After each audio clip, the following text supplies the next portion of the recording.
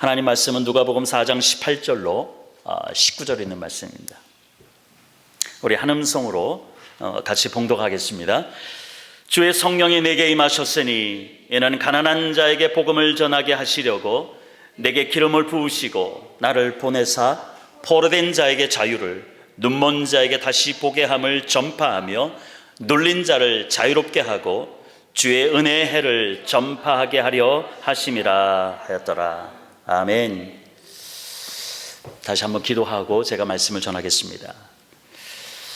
존귀하신 아버지, 이 가운데 임재하시고 역사하시고 말씀하여 주심을 감사를 드립니다. 하나님, 세상 어떤 것보다 하나님을 사랑합니다. 하나님을 사랑하되 주여 우리를 도우시사 우리가 정말로 마음을 다하고 뜻을 다하고 정성을 다하고 목숨을 다하여 세상 어떤 것보다 주님을 사랑하는 마음을 우리에게 더욱더 부어 주시옵소서. 흔들림 없는 사랑을 우리에게 부어 주시옵소서. 이 가운데 임재하신 주님, 이 시간에 하나님 우리가 말씀을 나눕니다. 주여 말씀하여 주시옵소서. 우리가 듣겠습니다. 성령님 역사하여 주시옵소서. 감사를 드리며 전개하신 예수님의 이름으로 축복하며 기도드립니다. 아멘. 아멘. 오늘도 이 주일 예배에 나오신 여러분 모두를 주님의 이름으로 환영합니다. 우리 옆에 분들한테 한번 같이 인사할까요? 나 때문에 당신이 축복받았으면 좋겠습니다. 우리 앞뒤로 인사하면서 찬양하겠습니다. 네, 축복 많이 받으십시오. 여러분 때문에 옆에 있는 사람이 축복받는 거예요. 이건 큰 축복입니다. 디딤돌이 되느냐 거친 돌이 되느냐, 이거는 우리에 달려있는 것이죠. 그러나 우리 코로나 은혜 한인교회 모든 성도들은 누구를 만나든지 간에 축복의 통로, 축복의 디딤돌 다 되시기를 주님의 이름으로 축원드립니다. 아멘. 자, 오늘 저희 가족은 한 2주 동안 어수선함과 불편함, 그 불편함에서 해방된 날 오늘입니다. 오늘 해방됐습니다. 아시는 대로 저희 집에 이제 상수도에 문제가 있어서 어디서 새는지는 모르지만 어쨌든 그 일로 인해서 많은 문제가 발생했고요. 그래서 2주 동안 저희 집이 이제 공사를 했습니다. 그래서 막 집 천장 다 뚫고 그리고 또 그냥 뭐 페인트 하느냐고 또 며칠 동안 계속 또 비닐 덮었다가 치웠다가 덮었다가 치웠다가 이게 어제 저 오후에 끝났습니다. 그래서 어제 저녁 늦게까지 또 청소하느냐고 몸이 내 몸이 아닙니다. 저희 아내도 그렇고요. 온전하진 않지만 정상적인 생활을 시작했다는 것에 또 이렇게 즐거움이 있습니다. 어떤 사람이 이런 말을 했습니다.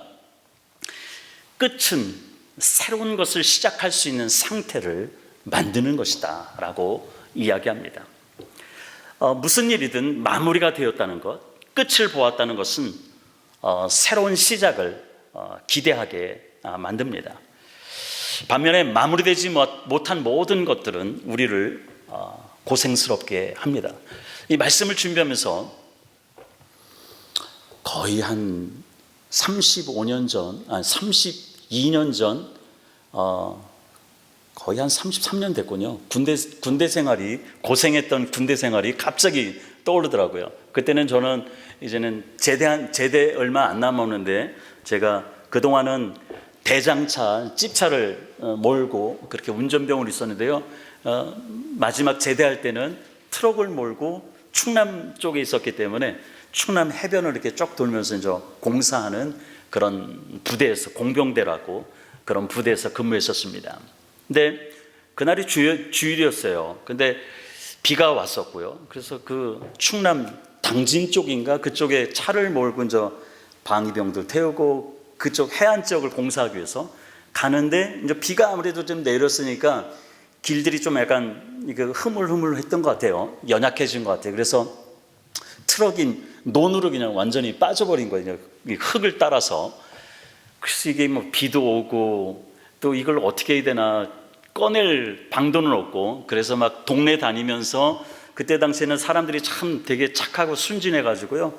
이렇게 요청 너무 그 도와주려고 하는, 그래서 막 자신들이 포크레인 가져와가지고 트럭을 막 이렇게 끌어내고 막 이러면서 거의 한 새벽 2시까지 비 맞으면서 그 차를 끌고 했다는 그런 기억들을 갑자기 생각하면서 그래도 그 동네 사람들이 그 새벽에 막 라면도 끓여주고 또 자기 집에 와서 자라고 그래가지고 저희 방위병 또 이렇게 군무관하고 저 한 5명이서 그 집에 가서 대접도 잘 받고 그런 기억들이 많이 생각이 나더라고요. 그만큼 이게 이제 다 일 끝나고 이제 돌아가려고 할 때 차가 이제 빠져가지고 그런 고생을 했던 시간들을 생각하면서 뭐든지 마무리가 완전히 되지 않을 때는 인생이라는 게 참 불편하고 참 어수선하고 힘들다라는 생각을 갖게 되었습니다. 우리가 지난 몇 주 동안 우리가 같은 본문을 가지고 다양한 주제로 우리에게 말씀을 우리가 나눴습니다. 예수 그리스도에게 성령이 임했습니다. 그리고 하나님께서 기름 부어 주셔서 예수님을 파송해서 가난한 자들에게 복음을 선포하고요. 그 다음에 포로된 자에게 자유를 주시고, 그리고 눈먼 자는 다시 보게 하시고, 또 엉돌린 자에게 해방을 주시는 이런 말씀들을 우리가 각각의 주제들로 지난 한 5번 정도 우리가 같은 본문으로 말씀을 나눴습니다. 우리가 예수님이 이 일을 하셨다는 것은 항상 우리에게는 동일한 도전을 주는 거예요.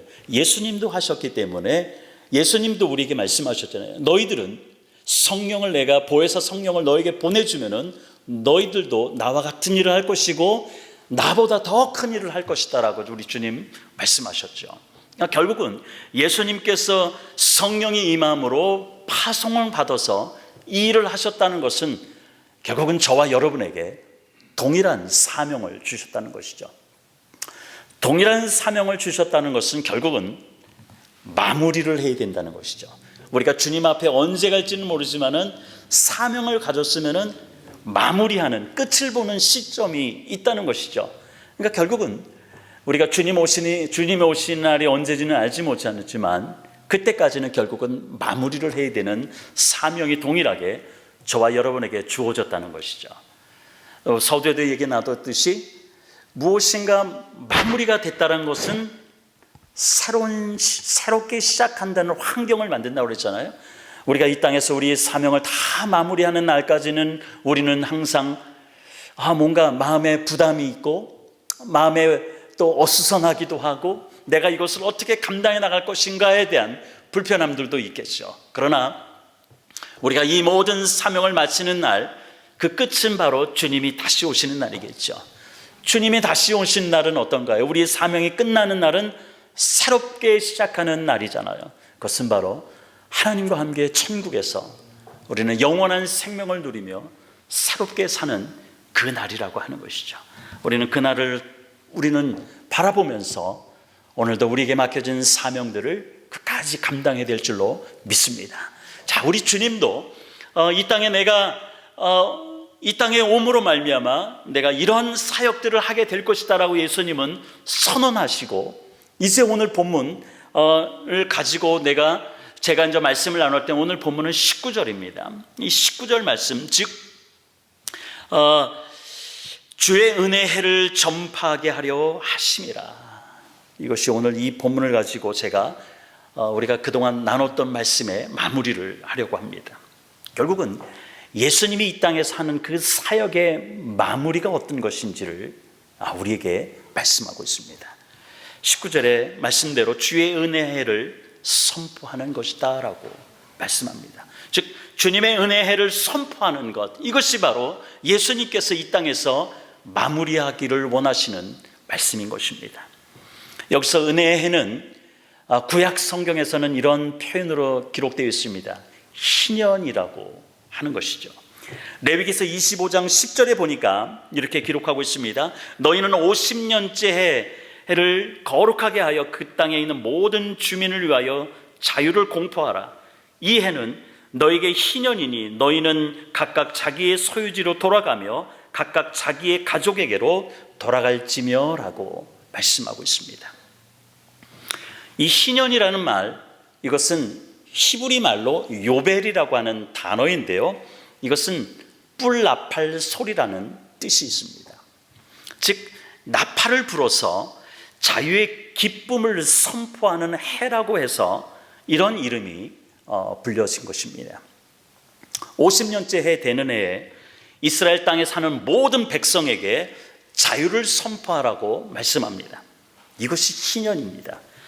빚을 진 사람들은 모든 빚을 탕감받는 날, 바로 이 날이 50년째 되는 그 희년입니다. 그리고 땅을 잃었던, 가난해서 땅을 남에게 이렇게 팔았던 사람들, 원래 그 잃었던 땅들, 그것이 바로 원래 자기의 것이기 때문에 원래 주인에게로 되돌려주는 해가 희년입니다. 가난하여 종으로 팔려온 자들은 가족에게로 다시 돌려보내지는 날, 바로 이 날이 희년입니다. 이것이 바로 오늘 주님께서 선포한 은혜의 해라고 말씀하고 있는 것입니다. 이처럼 희년이라고 하는 것의 중요한 개념이 뭐냐? 그것은 바로 공동체, 하나님의 백성 전체에게 자유를 준다라고 하는 의미입니다. 억울한 자들, 가난한 자들, 포로된 자들, 그리고 종된 사람들, 눌려 사는 사람들, 이 모든 사람에게 자유가 주어지는 기쁨의 해, 은혜의 해인 것입니다. 현대에도 이 희년이 다양한 모습으로 이어지는 것을 보게 됩니다. 그래서 그 빚 탕감 운동이 한때 이렇게 전개됐던 적이 있습니다. 세계가 다 경제적으로 글로벌화되고요, 시장 경제가 촉진되면서 이 아무래도 좀 나라와 나라별로 극단적으로 부자 나라는 더 부자되고 가난한 나라는 더 가난해지는 이런 양극화 현상이 일어나고 있죠. 그래서 어떤 운동이 벌어졌냐면은 주빌리 2000이라고 하는 연합제를 통해서 10년 이상 그 채무를, 국가의 채무를 갚지 못하는 나라에 대해서 빚을 탕감해 주는 어떤 그 운동들이 한때 아주 활기차게 일어난 적이 있었습니다. 이처럼 희년이라고 하는 것, 그리고 은혜의 해라고 하는 것은 가족이면 가족, 그 나라면 한 나라, 이 나라의 그 공동체가 회복되는 자유를 주는 어떤 그런 운동이다라고 우리는 볼 수 있는 것입니다. 이 희년은 바로 하나님의 나라를 회복시키려고 하는 하나님의 마음이 담겨져 있고요, 그리고 하나님의 명령으로 주어진 것이 바로 이 희년이라고 하는 것입니다. 그런데요, 예수님께서 우리가 오늘 봉독했던 누가복음 4장 18절과 19절의 말씀은 이미 이사야 선지자가 이사야 61장 1절과 2절에서 이 메시아가 올 것이다 라고 하는 그 메시지를, 예언을 하는 그 말씀을 바로 예수님께서 받아서 그대로 전한 것이 누가복음 4장 18절과 19절이죠. 근데요, 이사야 선지자가 활동하던 때는 아무리 매주 안식일을 맞이하여 그들이 모여서 예배를 드린다 할지라도 그들 가운데는 참된 안식, 참된 쉼, 참된 회복을 그들은 모여서 예배 드리는데도 경험하지 못했던 때입니다. 이사야 선지자가 이 이사야 61장 메시아가 올 것이고 그를 통해서 모든 포로되고 억눌린 자에게 자유를 주고 보지 못하는 자들에게 다시 보게 하는 이 해방의 이 은혜를 예언할 때, 그때 당시에는 이처럼 안식일 날 모여서 예배드려도 참된 쉼이 없고 회복이 없습니다. 그리고 7년에 한 번씩 안식년을 맞이하는데 이 안식년이 7년마다 주기적으로 돌아오지만 지나온 6년을 돌아보면은 회복의 역사가 일어나지 않았던 때입니다. 그리고 이렇게 안식년 7년이 7년 7번이 지나고 그 다음 해가 50년이 되는 때잖아요. 이 50년은 희년이라고 그랬죠. 자유의 해라고 그랬죠.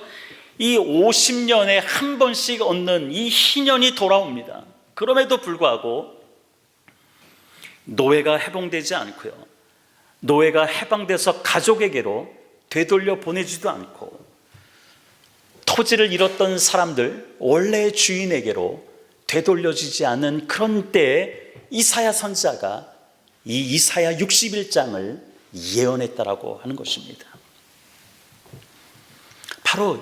바로 이렇게 모든 것들이 이루어지지 않은 그때 많은 사람들은 주님 앞에 모여서 예배를 드리지만은 이미 마음에 절망과 눌림과 보지 못함의 그 영적인 상태가 있었기 때문에 예배에 모여도 기쁨이 없고요, 예배에 모여도 참된 안식이 없는 이때에 바로 이사야 선지자는 하나님께서 성령의 붙들림 받은 그 한 사람, 이 한 사람을 세상에 보내주실 것이고 그를 통해서 회복의 역사가 다시 나타날 것을 예언했던 그 말씀인 것입니다.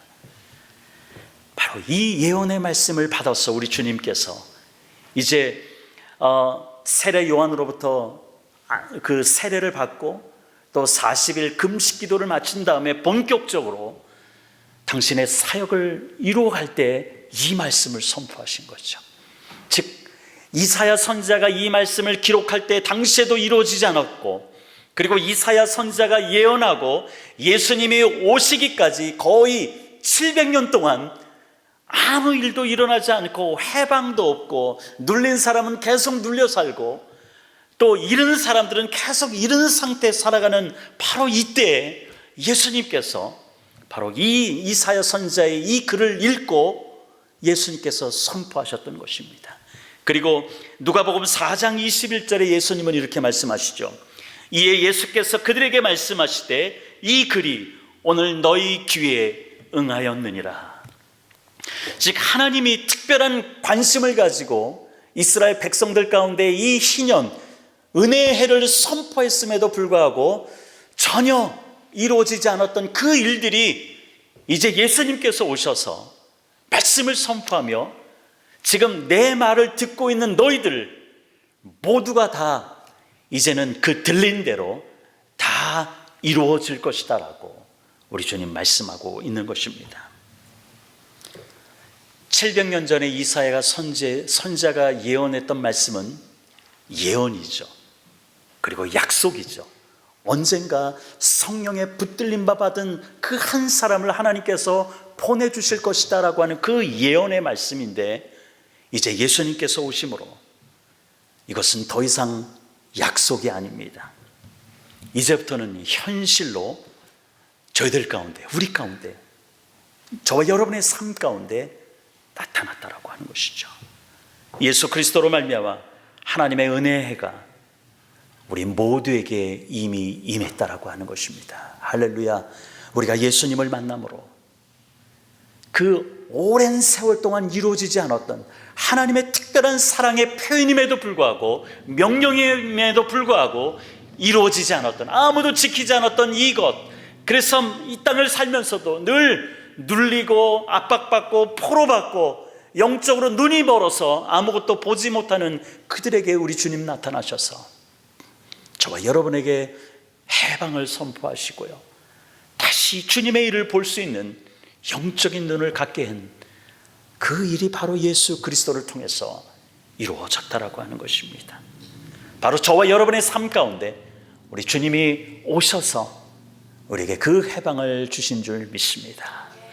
저와 여러분의 그 막혀있던 눈들, 세상만 바라보고 세상의 그 풍조에만 시달려서 우리가 세상의 유행에만 민감했던 우리의 눈이 이제는 변화돼서 하나님의 뜻이 무엇인가, 하나님의 나를 통해서 이루고자 하시는 뜻이 무엇인가를 생각하며 기도할 수 있는 자리에 서게 있다는 것, 바로 이것이 하나님께서 말씀하신 대로 우리가 주님을 만남으로 오늘 나의 삶 가운데 그대로 이루어졌다라고 하는 것입니다. 로마서 8장 1절은 말씀합니다. 그러므로 이제 그리스도 예수 안에 있는 자에게는 결코 정죄함이 없나니. 네, 맞습니다. 우리가 예수님을 알지 못할 때는 우리는 스스로 정죄하고, 사탄도 우리를 너는 안 되는 사람이야, 네가 아무리 신앙생활 열심히 한다고 해도 너는 안 되는 사람이야. 사탄은 그렇습니다. 사탄은 여러분들을 공격하고 밀가부르듯이 여러분을 계속해서 요동치면서 나는 안 되지, 나는 안 돼, 나는 안 되는 사람이야, 그렇게 우리 스스로를 정죄합니다. 그러나 우리 주님은 분명히 말씀합니다. 그리스도 예수 안에 있는 자에게는 결코 정죄함이 없느니라. 여러분이 예수 그리스도의 이름을 가졌습니다. 그래서 순간순간 여러분들을 자꾸만 사탄은 자꾸만 미약하게 만듭니다. 연약하게 만듭니다. 여러분의 연약함을 자꾸만 붙잡고 너는 그런 사람이야 라고 우리를 정죄합니다. 우리는 그때 예수 이름으로 담대하게 물리치고 나는 자유했다라고 하는 것, 우리 주님이 나에게 자유를 주셨다라고 하는 것을 선포하는 믿음의 용사들이 다 되시기를 주님의 이름으로 축원드립니다. 예수님이 오시기 전이 모든 인류는 죄로 인해서 마귀에게 붙잡혔습니다. 마귀에게 포로가 된 종이었습니다. 마귀에게 억압받고 묶이고 눌려있는 상태가 바로 저와 여러분의 예전의 상태였습니다. 눈이 있어도 영적인 것을 보지 못하는 눈먼 자들이었습니다. 그런데 예수님께서 이 땅에 오셔서 은혜의 해, 이 신년을 선포하신 것입니다. 마귀에게 묶여있던 모든 결박을 하나님은 풀어주셨습니다.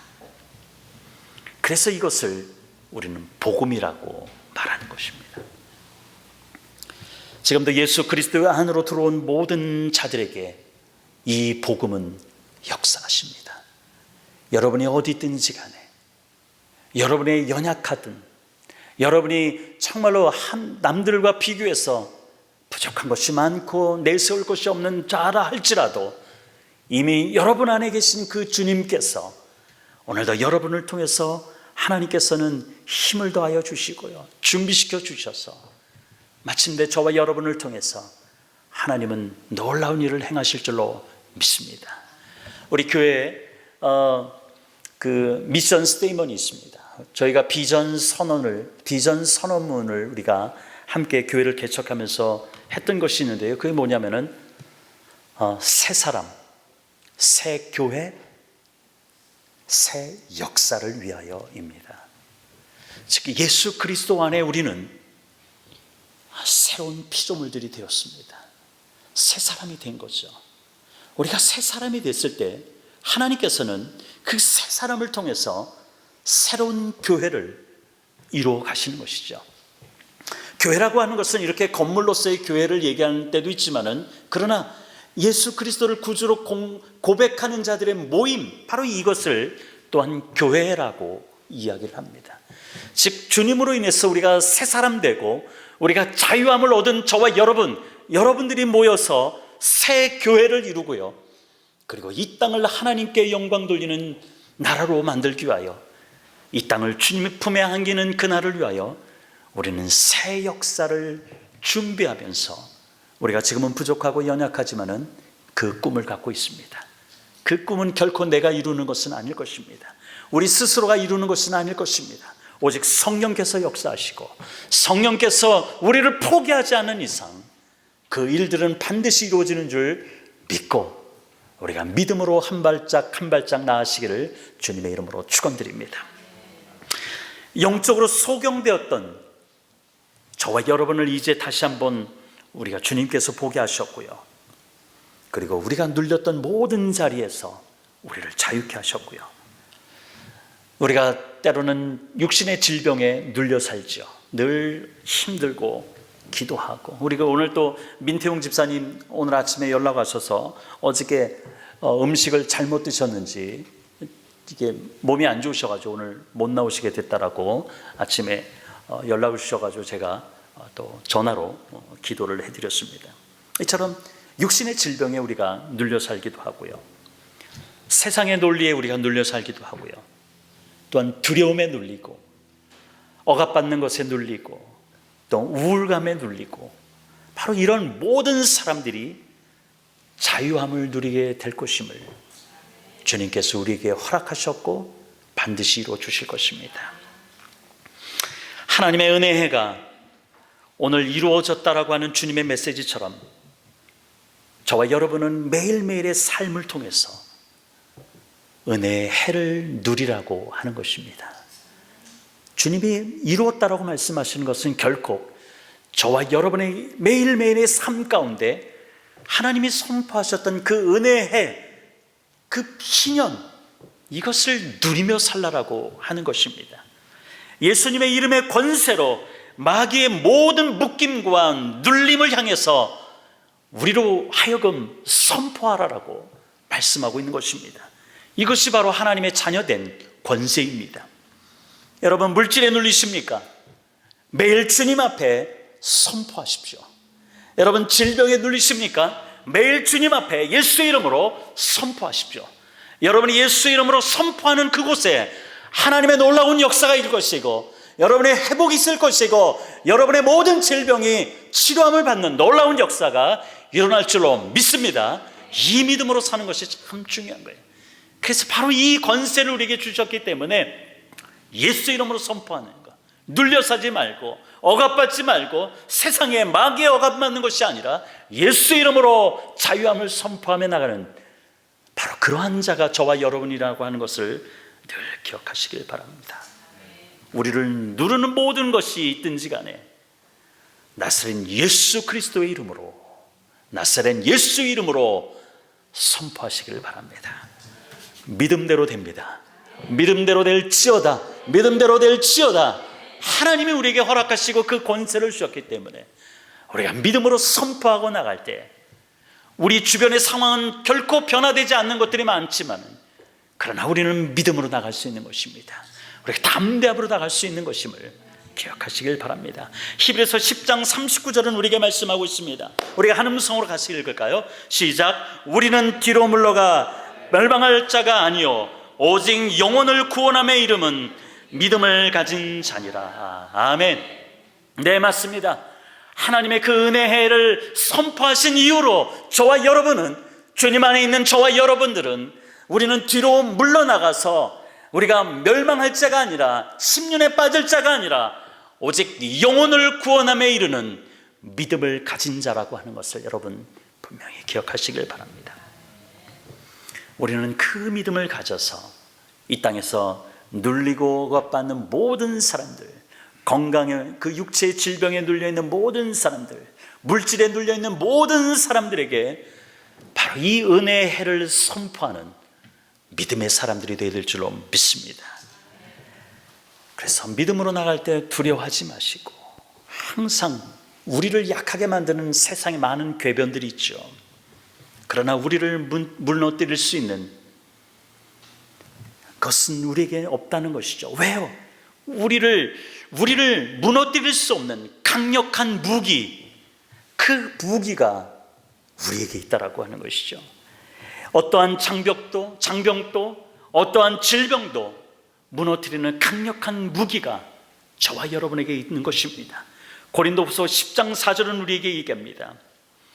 우리 함께 읽겠습니다. 우리의 싸우는 무기는 육신에 속한 것이 아니요 오직 어떠한 견고한 진도 무너뜨리는 하나님의 능력이라 모든 이론을 무너뜨리며 라고 말씀합니다. 아멘.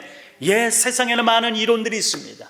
우리를 약하게 만드는 많은 이론들이 있습니다. 세상의 논리들이 있습니다. 그러나 이 모든 이론들, 세상의 모든 논리들을 무너뜨린다라고 말씀하고 있습니다. 우리에게는 그 능력이 있다라고 말씀하고 있습니다. 견고한 진, 어떠한 견고한 진도, 어떠한 거인도 우리는 무너뜨릴 수 있는 그 능력을 하나님께서 우리에게 주셨습니다. 하나님이 우리에게 신년을 선포하셨을 때 그 은혜를 주셨기 때문인 것입니다. 사랑하는 성도 여러분, 예수님께 여러분의 인생의 경영권, 여러분은 여러분의 인생의 경영권을 우리 주님께 온전히 맡기셨습니까? 맡기십시오. 우리 주님이 경영하시고 또한 여러분을 이루어 가실 것입니다. 잠언 16장 3절에 이렇게 말씀하고 있습니다. 너희 행사를 여호와께 맡기라. 그리하면 내가 경영하는 것이 이루어지리라. 아멘. 말씀하셨기 때문에 그 말씀을 붙잡고 우리가 하나님께 나의 인생의 모든 경영권을 다 맡길 때 하나님께서는 이루실 것입니다. 여러분이 하는 모든 일을 주님께 맡기십시오. 그러면 여러분이 계획하는 그 모든 일들을 주님이 이루실 것입니다. 내가 이루려 할 때는 우리는 애써 발버둥치며 여러 가지 많은 일들을 합니다. 최선을 다하는 것 중요합니다. 그러나 내가 하려고 할 때 그것은 모래 위에 쌓는 성과 같은 것입니다. 우리가 주님 앞에 모든 것을 맡길 때 우리 주님이 이끌어 가시고 경영하시고 책임져 주시는 그 이유는 무엇일까요? 우리의 발걸음을 인도하시는 것은 오직 주님이기 때문입니다. 그래서 잠언서 16장 9절에 사람은 마음으로 자기 앞길을 계획할지라도 그 걸음을 인도하는 것 바로 여호와 하나님이다라고 말씀하고 있습니다. 이 잠언서 16장 9절은 제 아내가 가장 좋아하는 구절입니다. 네, 맞습니다. 우리의 인생, 우리가 많은 것들을 계획하고 우리의 미래를 계획하고 우리가 앞으로 무엇을 할 것인가 많은 것들을 계획하죠. 우리 또 유진 양을 비롯해서 많은 사람들이 졸업을 하면은 항상 이 졸업 이후에 무엇을 할 것인가 우리는 고민을 하죠. 우리 유진이도 유진이의 모든 인생 하나님 앞에 맡기십시오. Commit yourself to God. 너를 하나님 앞에 맡길 때 하나님이 너의 길을 책임져 주실 거야. 여러분, 여러분의 인생 하나님 모든 것들을 맡기십시오.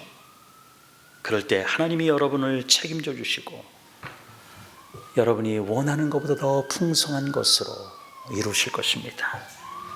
다시 질문합니다. 예수님께 여러분의 인생의 경영권을 맡기셨습니까? 지금까지 그러지 못했다면 한번 맡기십시오. 하나님이 어떻게 이루시는지를 맡기십시오. 그래서 이 세상의 유행에 따라 사는 인생이 아니라 마음을 새롭게 하여 새 사람이 되십시오. 새 사람이 되어야 하는 이유는 단 한 가지입니다.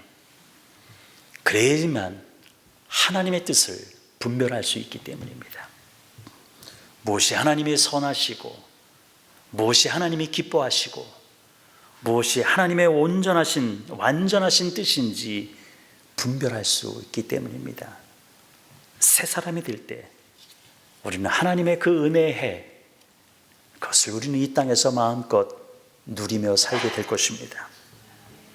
그래서 우리의 몸이 세상에 눌려서 막 살아가는 몸이 아니라 이제는 정말로 하나님이 기뻐하시는 거룩한 산제사, 영적인 예배를 드릴 수 있는 몸이 될 수 있는 것입니다. 그리고 죄와 사망의 종이 되어 포로되고 눌려있는 많은 영혼들에게 그 은혜의 해를 전할 수 있는 것입니다. 새 사람이 되는 길은 무엇일까요? 그것은 바로 예수 그리스도 안에 있을 때입니다. 예수 그리스도에게 나의 인생의 모든 경영권을 맡길 때 우리는 새 사람이 될 수 있습니다. 그래서 고린도후서 5장 17절에 그런즉 누구든지 그리스도 예수 안에 있으면 새로운 피조물이라 이전 것은 지나갔으니 보라 새 것이 되었도다. 여러분, 그리스도 안에서 하나님의 거룩한 백성으로 왕 같은 제사장으로 마음껏 사용받게 되시기를 주님의 이름으로 축원드립니다. 그래서 죽어가는 영혼들을 깨워 주님 앞에 이끄는 축복의 통로, 바로 이 하나님이 기뻐하는 통로로서 여러분의 남은 인생이 세워져 가기를 주님의 이름으로 축원드립니다. 함께 기도하겠습니다.